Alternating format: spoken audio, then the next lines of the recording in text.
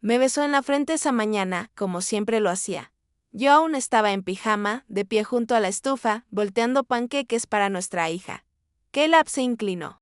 Me sonrió y dijo, nos vemos esta noche. Sus labios rozaron los míos, cálidos, familiares, y luego tomó su maletín y salió por la puerta principal. No sabía que ese sería el último momento normal de mi vida. Una hora después, recibí una llamada de la policía. La voz al otro lado, firme y directa, no sé, molestó en suavizar la noticia. Simplemente lo dijo, sin rodeos, su esposo, Caleb Rowe. Fue declarado muerto en el lugar del accidente. Ni siquiera recuerdo haber soltado el teléfono. Recuerdo mis rodillas golpeando el suelo de azulejo. Recuerdo la vocecita de Elena, confundida, preguntándome por qué estaba en el suelo. No podía hablar, ni siquiera podía llorar. Mi cuerpo simplemente dejó de funcionar. La cocina se llenó de humo porque había dejado la estufa encendida. Los panqueques se quemaron.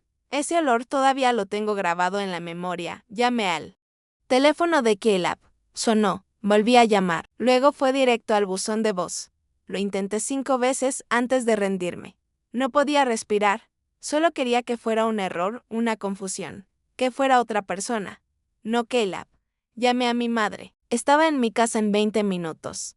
No sé cómo llegó tan rápido. Me sostuvo la cara entre sus manos y me dijo, Rhea, mírame. Estoy aquí. No estás sola. Pero yo sí lo estaba. Nunca me había sentido tan sola. Caleb no debía morir. Él debía recoger a Elena del colegio, ayudarla con sus deberes de matemáticas, besarme en el sofá después de que ella se fuera a la cama. Teníamos lasaña en la nevera para cenar. Teníamos planes. Teníamos una vida. Pero esa noche, justo cuando trataba de encontrar las palabras para decirle a Elena que su papá no volvería, algo pasó. Algo que aún no puedo explicar exactamente a las 8:30 p.m.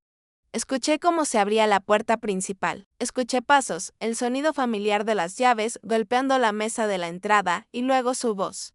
Clara, reconocible, viva, la cena huele increíble, dijo. Me quedé congelada. Cuando me di vuelta, Caleb estaba allí, de pie en el pasillo, vivo, sonriendo. Real, no me importa si nadie me cree.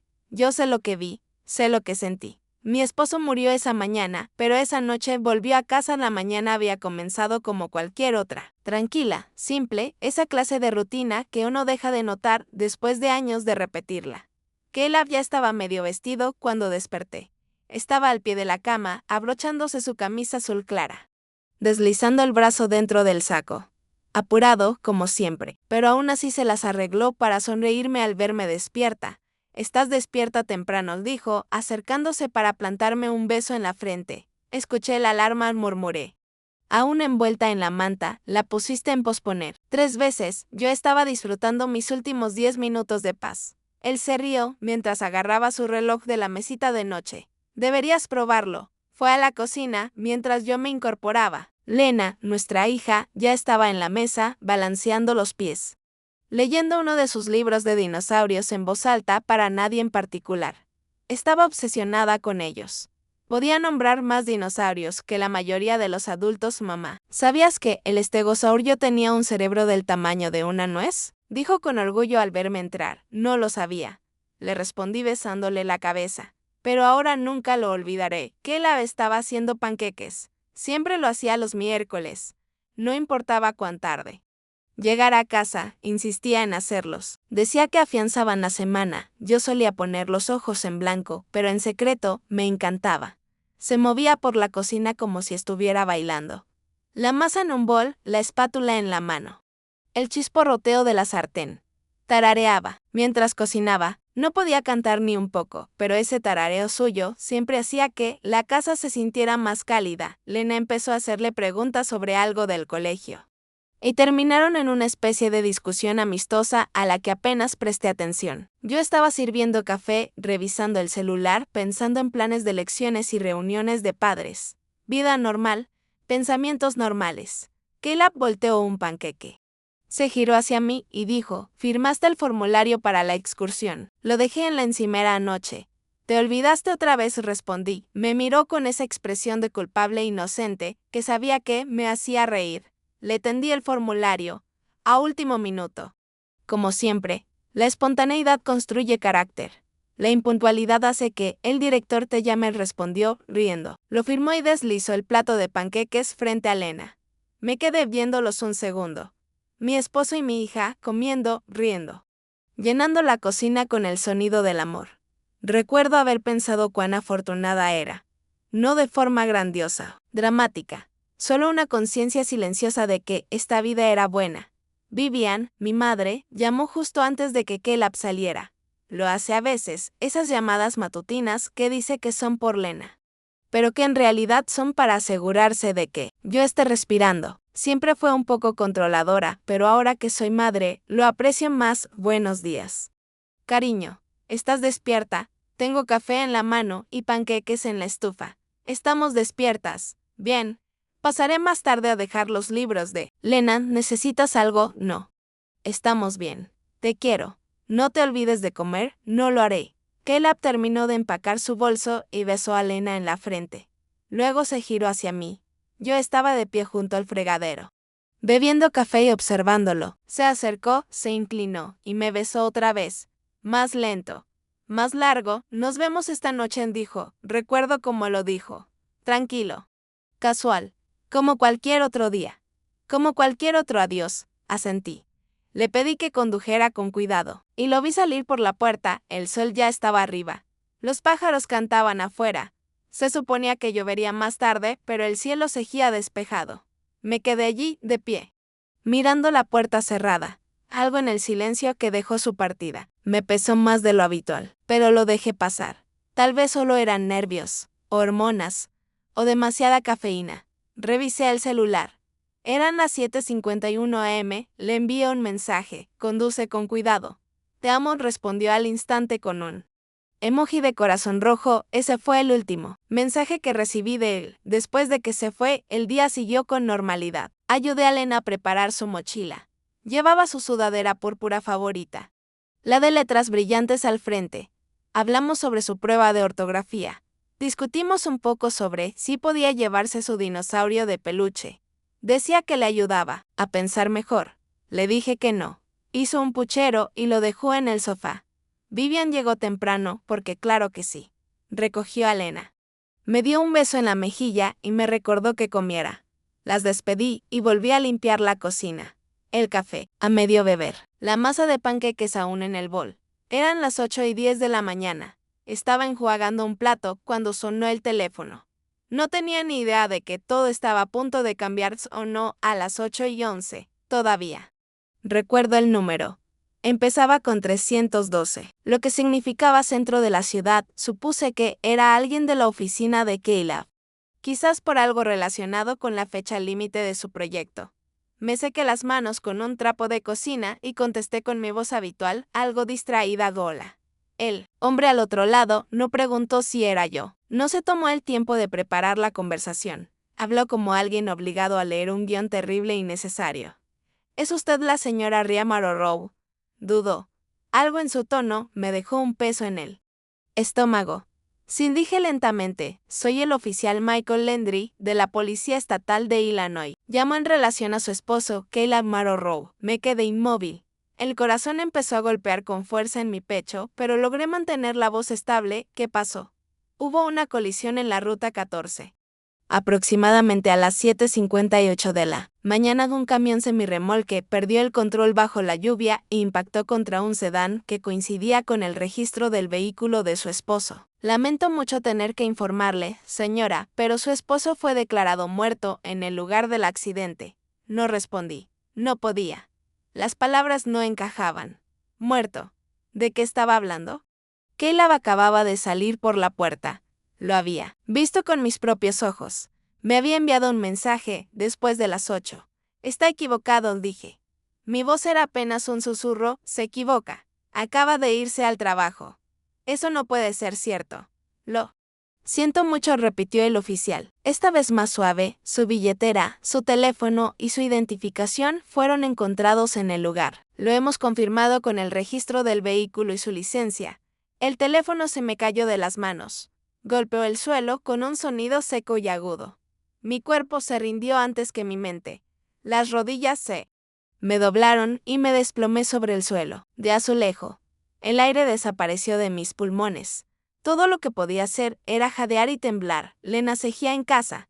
Estaba en el baño, cepillándose los dientes. Me oyó caer y salió corriendo mamá. ¿Qué pasó? ¿Estás bien? No podía responder. No podía decírselo. Mi boca se abría, pero ningún sonido salía. Sentí sus manitas sujetando mis brazos, tratando de sacudirme. De entender. Me arrastré hasta el teléfono. Marqué el número de Caleb. Sonó una vez, 2 veces buzón de voz. Volví a marcar. Y otra vez. Creo que llamé 5 veces. No recuerdo si dejé un mensaje. Después llamé a mi madre. Contestó en el primer timbre ría. ¿Qué pasa? Yo gritaba. No me daba cuenta, pero lo hacía. Gritaba al teléfono, a las paredes, al vacío. No podía encontrar palabras reales. Solo gritos rotos y una voz desgarrada. Mamá, está muerto. Dijeron que está muerto. Dijeron que murió. Podía oír el ruido del motor arrancando al fondo. No me hizo más preguntas. Solo dijo, voy para. Allá llegó en menos de 20 minutos. Yo seguía en el suelo cuando entró. Lena lloraba, acurrucada en una esquina, abrazando sus rodillas, sin entender nada. Mi madre se arrodilló a mi lado, me rodeó con sus brazos. Su rostro estaba pálido y sus ojos buscaban respuestas. Ria, mírame, háblame. ¿Qué pasó? Le pasé el teléfono. Miró el registro de llamadas. Luego se fue a otra habitación. Volvió unos minutos después, en silencio. Sus ojos me dijeron que había escuchado lo mismo. A partir de ahí, todo se volvió borroso. La familia comenzó a llamar. La noticia se esparció más rápido de lo que podía procesar. Mi hermana me llamó llorando. La madre de Caleb también. Rogaban por respuestas. Pero yo no tenía nada que darles más que las palabras del oficial Vivian. Se hizo cargo de contestar las llamadas. Yo simplemente me quedé sentada, temblando, congelada, a pesar del calor del verano, a las 11:30 de la mañana. Un detective llegó a la puerta. Me entregó un paquete de documentos. Fue amable, pero apenas. Escuché lo que decía. Firmé algo. Asentí cuando me explicó lo que vendría, el traslado del cuerpo, la autopsia. Los efectos personales. Me dio el anillo de bodas de Caleb en una pequeña bolsa transparente. Lo miré fijamente como si perteneciera a un desconocido. Le pregunté si podía verlo. Aún no respondió. El médico forense debe terminar primero. A la 1:45, Lena volvió a preguntar dónde estaba su papá. No supe qué decirle. Le dije que se había lastimado, que no volvería a casa hoy, que la amaba mucho. Eso era lo único que podía manejar. A las 3 de la tarde. La casa ya estaba llena. Mi hermano llegó desde la ciudad. Mi tía apareció con cacerolas. Trajeron flores. Nuestro pastor vino a dar sus condolencias. Todos se movían a mi alrededor como si yo no existiera, con expresiones de cuidado extremo. Como si un soplido pudiera romperme. Yo seguía en el sofá, con el anillo de Caleb apretado en la mano. No me había cambiado de ropa. No había comido. Ni siquiera recuerdo haber parpadeado en una hora, a las 4:07 de la tarde. Mi teléfono vibró. Era el número de Caleb. Lo miré en shock. Mi madre me arrebató el teléfono y contestó. No había nada al otro lado. Solo silencio. Después, la llamada se cortó. Probablemente fue un retraso del sistema, dijo rápido. Tal vez alguien encontró su teléfono. Tal vez fue una llamada accidente. Pero su voz no sonaba convencida. Me levanté lentamente y caminé hacia la cocina. Abrí la nevera y saqué la lasaña que había preparado la noche anterior. La favorita de Caleb. La puse en el horno. No sabía por qué. Simplemente lo hice. Mis manos necesitaban algo que hacer. Mi corazón necesitaba algo a lo que aferrarse. La cena estaría lista a las 8:30. No comí la lasaña. Ni siquiera podía saborear el aire, mucho menos la comida. Me quedé allí de pie en la cocina, mirando cómo burbujeaba tras el cristal del horno, como si la cena aún tuviera sentido. Como si el mundo no se hubiese roto esa mañana. La casa se fue calmando.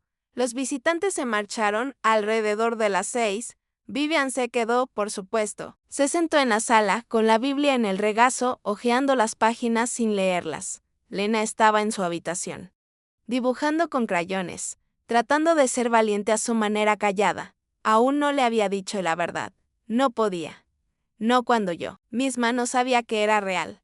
Yo debería haber estado planeando un funeral. En cambio, estaba mirando el temporizador del horno. No había llorado en horas.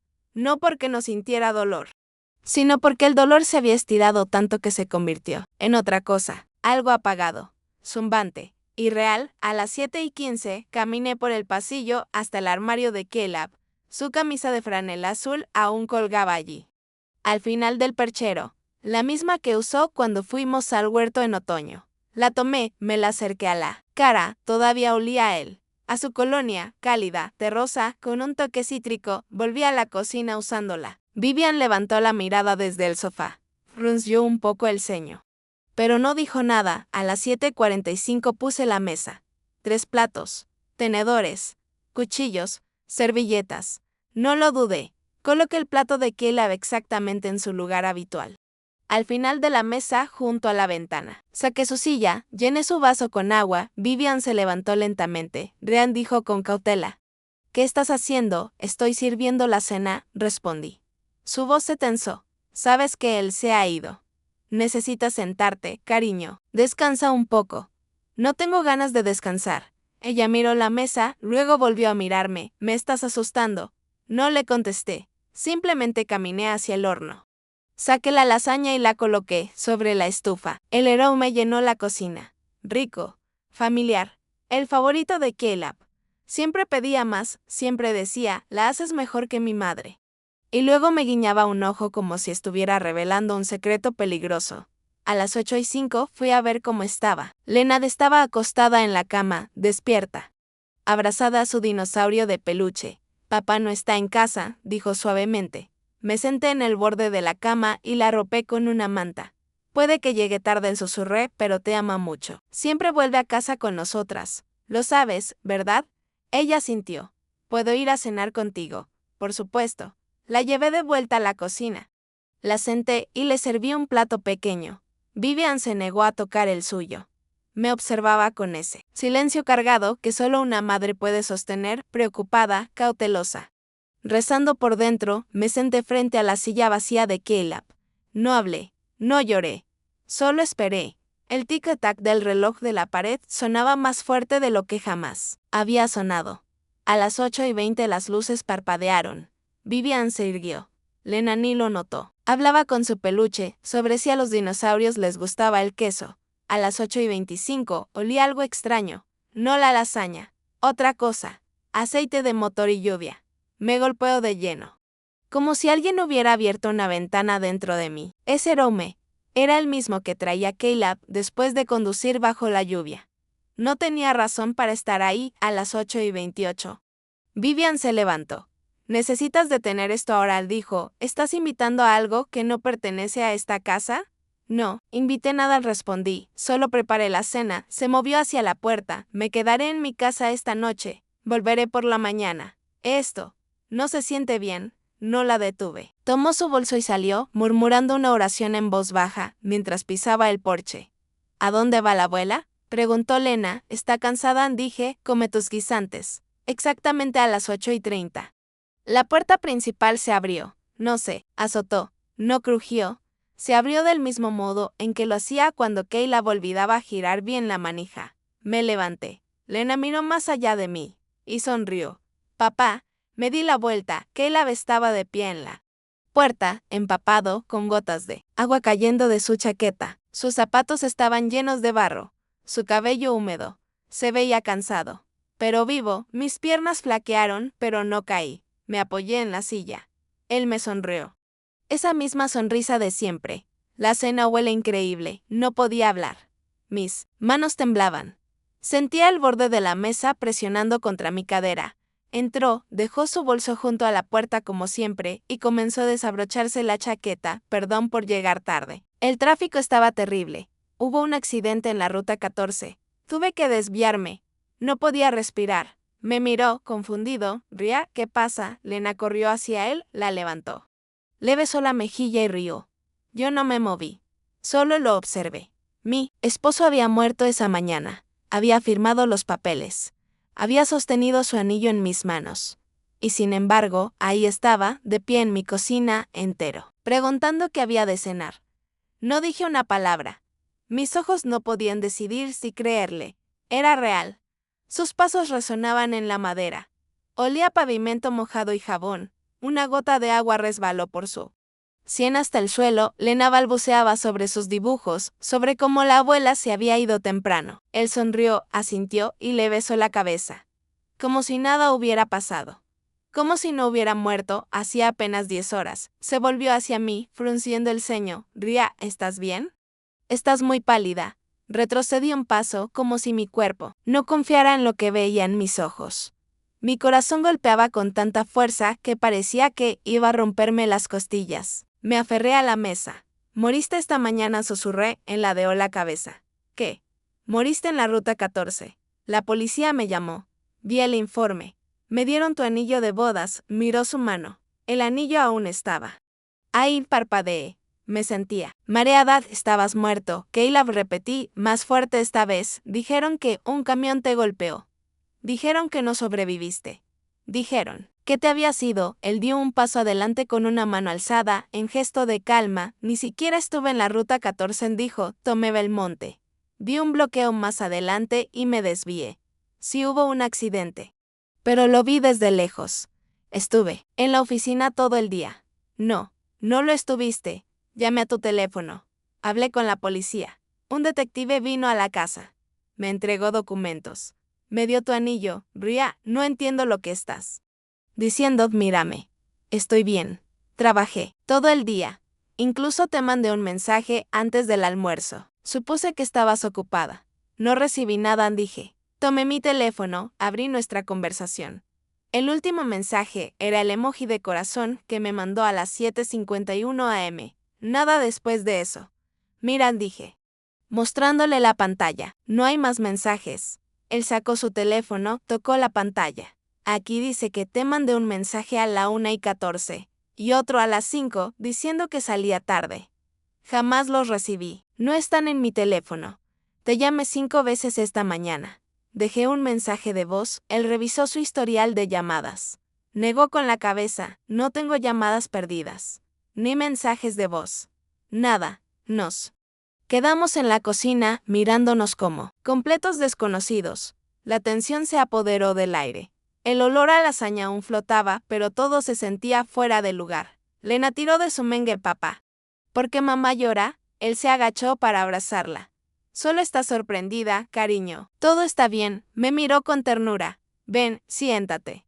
Ria, por favor. Comamos y hablemos. Me senté, no por calma, sino porque las piernas ya no me sostenían. Lo observé llenar su plato, servirse lasaña.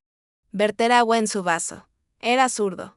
Usó su cuchara de mango verde. Como siempre. ¿Recuerdas que llevabas esta mañana? Le pregunté con la voz temblorosa. Miró su camisa. Usé esto para ir al trabajo. Vivian me regaló esta chaqueta en Navidad, ¿te acuerdas? Asentí. Sí. Lo recordaba. Pero también recordaba que Vivian había escuchado la llamada. Me había abrazado, mientras yo me derrumbaba. ¿Y tu coche? Pregunté. Dijeron que estaba destrozado. Frunció el ceño. Está en el garaje. Lo estacioné hace 20 minutos. Me levanté. Fui hasta la puerta del garaje. Mi mano temblaba al abrirla. Ahí estaba su coche. Exactamente donde siempre. Sin un rasguño. Sin una abolladura. Caminé alrededor de él. Toqué el capó. Aún estaba caliente. Volví adentro. El informe tenía tu número de matrícula. Describía tu cicatriz. La de la muñeca. De cuando te caíste de la bici. Él levantó la mano. La cicatriz seguía ahí. No tengo respuestas, dijo, pero estoy aquí. Estoy vivo. Eso debe significar algo. Te había sido, susurré de nuevo. Y sin embargo. Aquí estoy contigo. Con Lena. Sentados a cenar como cualquier otro miércoles. Nos quedamos callados. Probó un bocado. Masticó. Tragó. Le pusiste ajo extra, dijo. Justo como me gusta, lo observé, buscando alguna señal. Alguna grieta. Pero todo en él era real. Lena hablaba sobre la escuela. Que él la escuchaba. Extendió la mano y tomó la mía. Sus dedos estaban calientes. Miré su plato. El vapor se elevaba. Había cocinado para un hombre muerto. Y sin embargo, ahí estaba, comiendo como si nunca se hubiera ido. No entendía cómo, pero no estaba lista para perderlo de nuevo. Esa noche, me senté en el borde de la bañera mientras Caleb bañaba a Lena, como siempre hacía los miércoles. Ella chapoteaba, riendo. Empapando el suelo, la envolvió en una toalla, la llevó a su habitación. Le leyó 2 cuentos.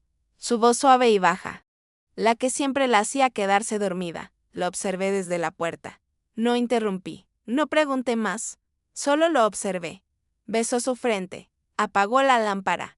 Cerró la puerta a medias, como a ella le gustaba. Cuando se giró hacia mí, su expresión cambió. Lo vio en mi cara. El shock no se había ido. El miedo tampoco. Entramos al dormitorio sin decir nada. Cerré la puerta.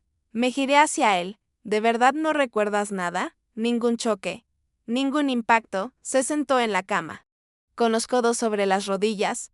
Recuerdo despertarme, besarte, tomar la ruta Belmonte. Había un bloqueo. Eso es todo. Me senté frente a él, firmé papeles. Me entregaron tu anillo en una bolsa de plástico. Miró su mano. El anillo seguía ahí. Lo giró. No puedo explicarlo, dijo, pero nunca sentí haberme ido. Nunca me desmayé.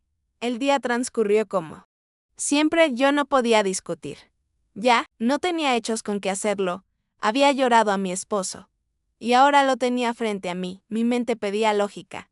Pero mi corazón ya había decidido. Lo abracé. Lo acerqué a mí. No me importa cómo sucedió, susurré. Solo quiero que estés aquí esa noche. Nos acostamos muy juntos. Yo no dormí. Lo observé respirar. Sentí su pecho subir y bajar.